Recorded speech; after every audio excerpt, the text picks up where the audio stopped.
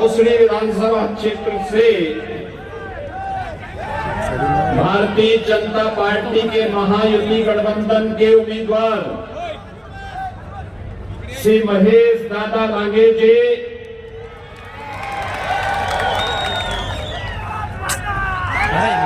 मंच पर उपस्थित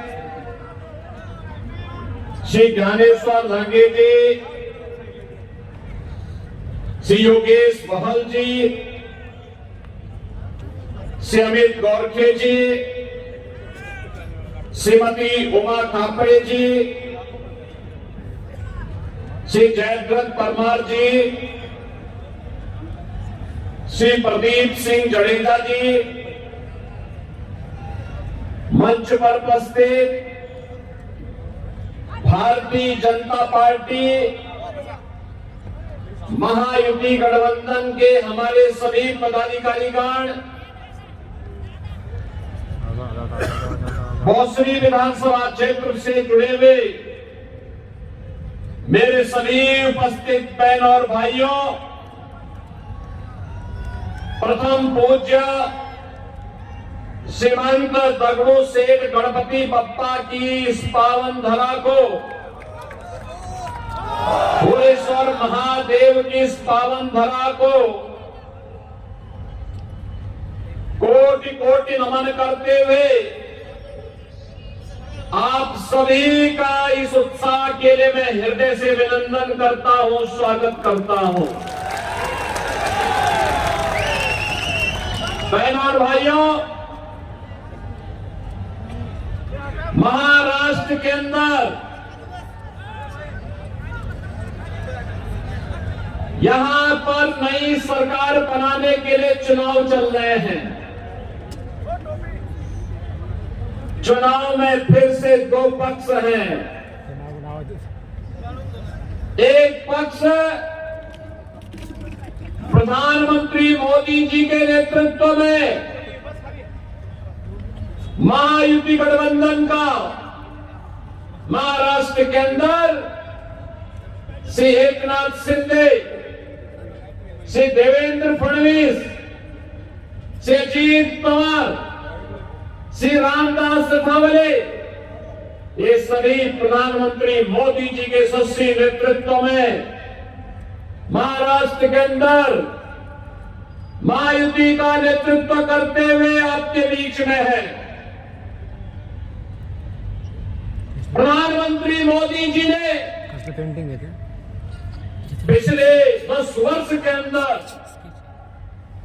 एक नए भारत का निर्माण सबका साथ और सबके विकास के भाव के साथ किया। विकास सबका,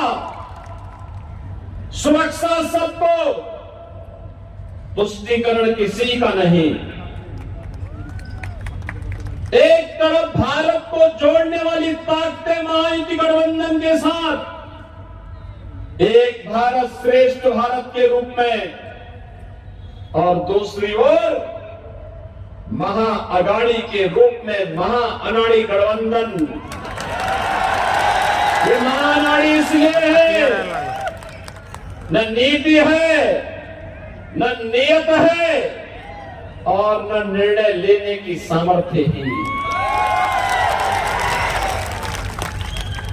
इनका नारा भी है सबका साथ, लेकिन परिवार का विकास। एकजुट होकर के कांग्रेस के उस खानदानी सामंती परिवार का विकास करना जो भारत के हित के बारे में कभी नहीं सोच पाया। याद करिए भारत के विभाजन की त्रस्ती।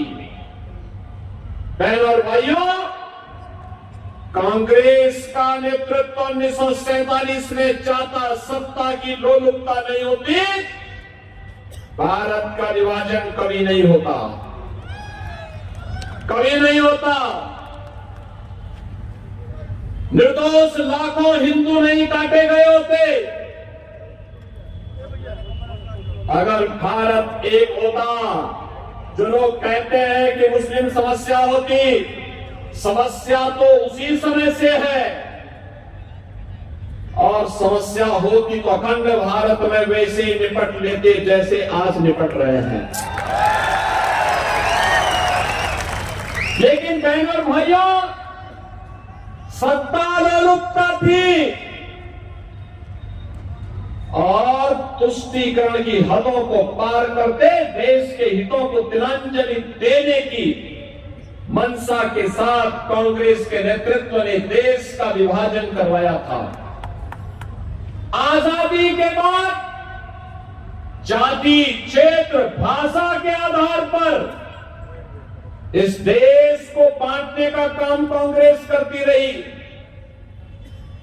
महाराष्ट्र के लिए मैं आज इसलिए भी आपसे कहने के आया हूं कि महाराष्ट्र का पूरा राष्ट्र कृतज्ञ भाव से सम्मान करता है, क्योंकि यही महाराष्ट्र है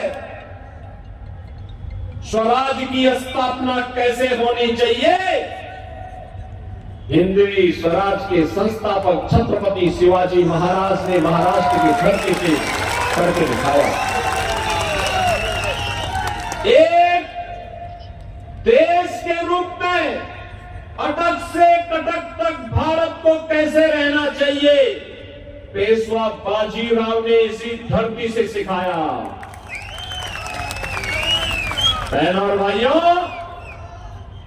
स्वराज मेरा जन्मसिद्ध अधिकार है, मैं इसे लेकर के रहूंगा। गणनायक से लेकर के लोकनायक की यात्रा करने वाले बाल गंगाधर की तिलक की पावन धरा है, ये महाराष्ट्र ने देश को दिया है। बहनों और भाइयों, सामाजिक समता के माध्यम से राष्ट्रीय एकता को सुदृढ़ता प्रदान करनी है, महात्मा फुले ने यहीं से संदेश दिया था। महिला शिक्षा भारत के सशक्तिकरण के आधार बनेगी, सावित्रीबाई फुले ने यहीं से संदेश दिया था।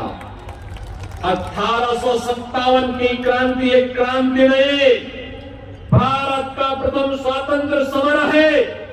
वीर सावरकर इसी धरती की उपस्थिति, जिन्होंने 1857 के देश की आजादी के प्रथम स्वातंत्र समर की संज्ञा देकर के उसे इतिहास के पन्नों में अमर बनाया था। और एक विधान, सब है समान, इस संदेश को देने वाले बाबा साहब भीमराव अम्बेडकर इसी पावन धरा से हमें देश को प्राप्त हुई थी। और इसीलिए महाराष्ट्र की धरती को बांटने की जो कुश्ती चेष्टा एक कांग्रेस के लोगों के द्वारा, मां अनाड़ी गठबंधन के द्वारा किया जा रहा है, उसके प्रति सचेत करने के लिए मैं आया हूं। बहनों और भाइयों, आज प्रातः काल में कोल्हापुर में था, विशालगढ़ का दुर्ग अतिक्रमण का शिकार है। मैंने पूछा, मैंने कहा ये अतिक्रमण कैसे? कहा जब भी यहां पे अतिक्रमण हटाने का आह्वान होता है, पत्थरबाजी शुरू हो जाती है। देखो, छत्रपति शिवाजी महाराज के उस विशालगढ़ में, उस दुर्ग में अतिक्रमण,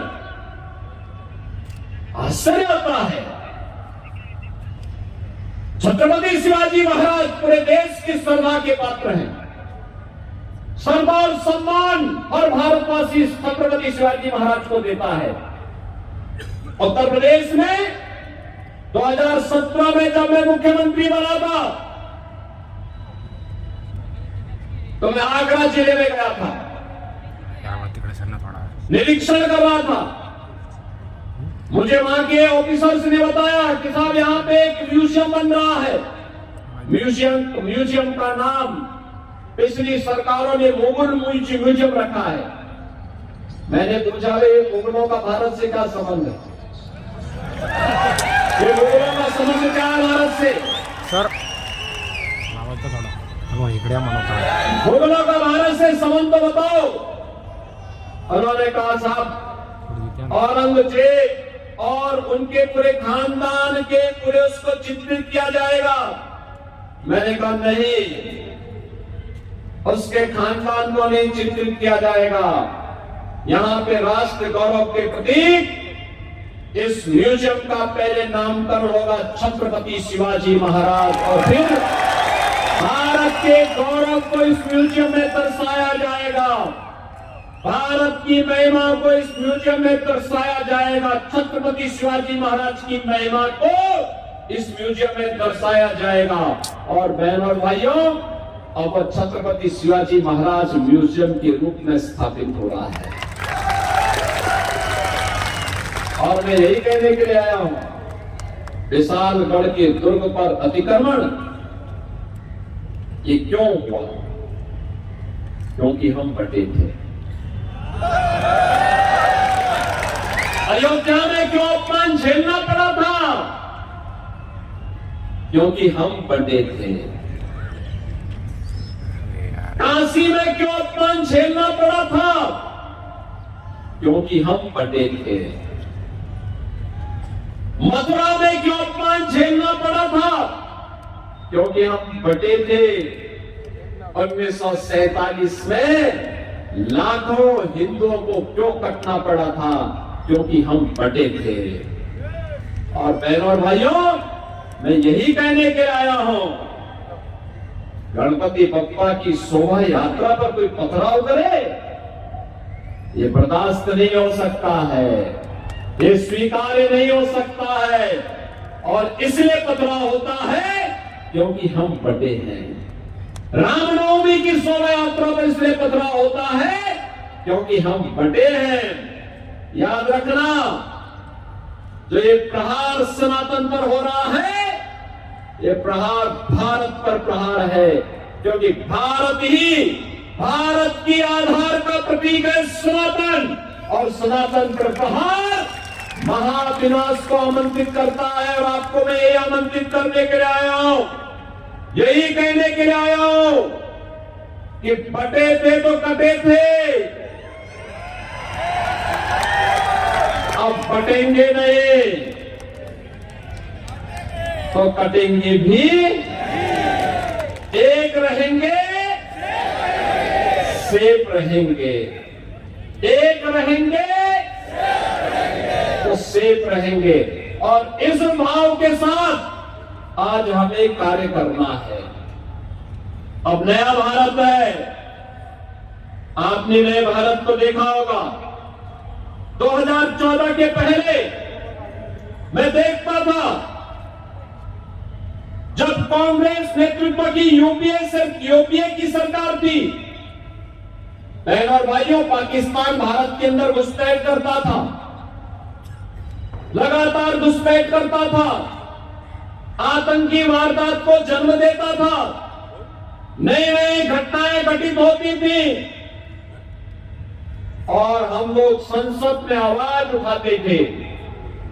श्रीरंगप्पा वारणे भी उस समय हमारे साथ सांसद थे, हम लोग संसद में आवाज उठाते थे, आतंकवाद को रोको। लेकिन आतंकवाद को रोकते नहीं थे। ये लोग कहते थे इन मुद्दों को मत उठाओ, संबंध खराब हो जाएंगे। यानी देश की कीमत पर ये संबंध सुधार रहे थे पाकिस्तान से। बहनों और भाइयों, आज मोदी जी के नेतृत्व में नया भारत अब पाकिस्तान ग्रस्त आतंकवादी भारत की सीमा का अतिक्रमण नहीं करता है। उसे मालूम है नया भारत है, छेड़ता नहीं है, लेकिन कोई छेड़ता है तो छोड़ता भी नहीं है, घुस करके मारता है। पाकिस्तान इसीलिए हिला हुआ है। और अब तो 10 वर्ष में पाकिस्तान की हालत ये हो गई है कि कटोरा लेके घूम रहा है, कोई भीख भी नहीं दे रहा दुनिया के अंदर।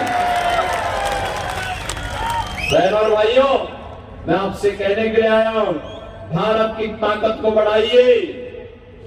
देखना, पहले पाक अधिकृत कश्मीर भारत में आएगा, फिर बलूचिस्तान और पाकिस्तान के अन्य भाग भी भारत के हिस्से बनेंगे। लेकिन यह काम महायुति गठबंधन कर पाएगा। यह कार्य कांग्रेस नेतृत्व नहीं कर सकता, क्योंकि ये तो बांटने की राजनीति करते हैं। इन्होंने अयोध्या में अपमान करवाया था, कहते थे राम हुए ही नहीं, कृष्ण हुए ही नहीं। आज आप जाइए अयोध्या, दुनिया की सुंदरतम नगरी में से एक बन गई है। 500 वर्षों के बाद, 500 वर्षों के बाद अयोध्या में फिर से रामलला विराजमान हो गए हैं। बहनों और भाइयों, 500 वर्षों के बाद अयोध्या में रामलला का विराजमान होना, आज तो देखो हर भारतवासी को गौरवान्वित करता है। आपने अयोध्या का दीपोत्सव देखा होगा, अभी परसों काशी का देव दीपावली देखा होगा। कितनी भव्यता थी, कितनी दिव्यता थी। और मैं वही कहने के लिए आया हूं कि डबल इंजन की जब भाजपा की सरकार बनी, 500 वर्षों की समस्या का समाधान मात्र 2 वर्ष में करके दिखा दिया, मात्र 2 वर्ष में। ये कांग्रेस समस्या है, भाजपा उसका समाधान है। समाधान की तरफ चाहिए। और आप तो सौभाग्यशाली हैं जो यहां पर अभी महेश दादा लांगे कह रहे थे कि गौ हत्या पूरी तरह बंद होनी चाहिए। ये काम केवल महायुति गठबंधन की सरकार ही कर सकती है।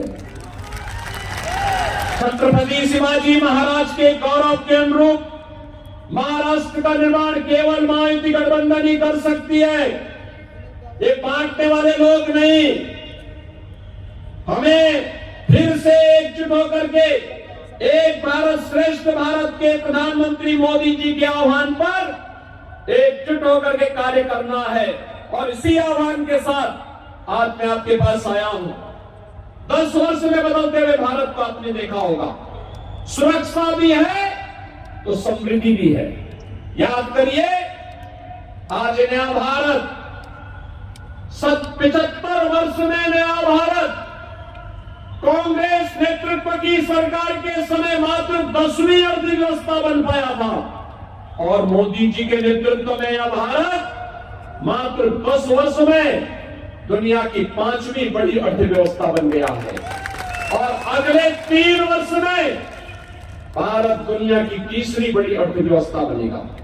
वर्ल्ड क्लास इंफ्रास्ट्रक्चर, हाईवे के रूप में, रेलवे के रूप में, मेट्रो के रूप में, IIT, IIM, air connectivity, 1 district 1 medical college, हर घर नल की योजना, ये सब भी प्रभावी ढंग से क्रियान्वित हो रही है। भारतीय जनता पार्टी विकास और विरासत का सम्मान कर रही है। भारतीय जनता पार्टी गठबंधन सुरक्षा, समृद्धि और सुशासन की प्रतीक है, और इसलिए महाराष्ट्र के अंदर महायुति गठबंधन की सरकार आवश्यक है। और उस सरकार के लिए आपका आह्वान करने के लिए मैं आया हूं।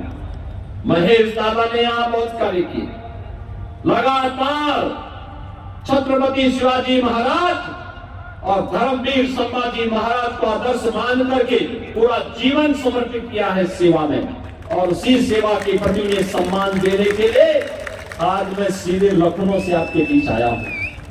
आप बहनों और भाइयों, श्री महेश दादा लांगे को आप विजयी बना के भेजेंगे। 20 नवंबर को होने वाले चुनाव में विजयी बना के भेजेंगे। जहां तक मेरी आवाज जा रही है, आप लोग मुझे बताओ, आश्वस्त करो, दोनों हाथ ला करके, दोनों हाथ ला करके आश्वस्त करो।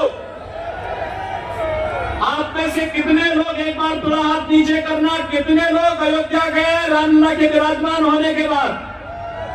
काफी बड़ी संख्या में गए हैं। और मैं यहाँ पे चिरंगप्पा बारणे जी को, जो यहाँ के माननीय सांसद हैं, और श्री महेश दादा को कहूंगा कि चुनाव के बाद एक बार भोसड़ी विधानसभा क्षेत्र के सभी मतदाताओं को अयोध्या धाम और महाकुंभ का दर्शन जरूर करवाइए। एक बार वहां लेकर के आइए। 2025 में प्रयागराज में महाकुंभ का आयोजन होने जा रहा है। दुनिया का सबसे बड़ा सनातन धर्म का, संतों का भी और भक्तों का भी समागम होगा। 40 करोड़ श्रद्धालु वहां आएंगे और उसमें आपको भी, पुणे को भी आमंत्रित देने के लिए मैं आया हूं। आप लोग भी पधारें और इसलिए मेरी आप सबसे विनती है, 20 नवंबर को महेश दादा लांगे को कमल चुनाव चिन्ह पर भारी बहुमत से विजयी बना के भेजना है। भेजेंगे भेजेंगे भेजेंगे। जहां तक आवाज जा रही है, महेश दादा इधर आकर के जनता जनार्दन का आशीर्वाद दीजिए।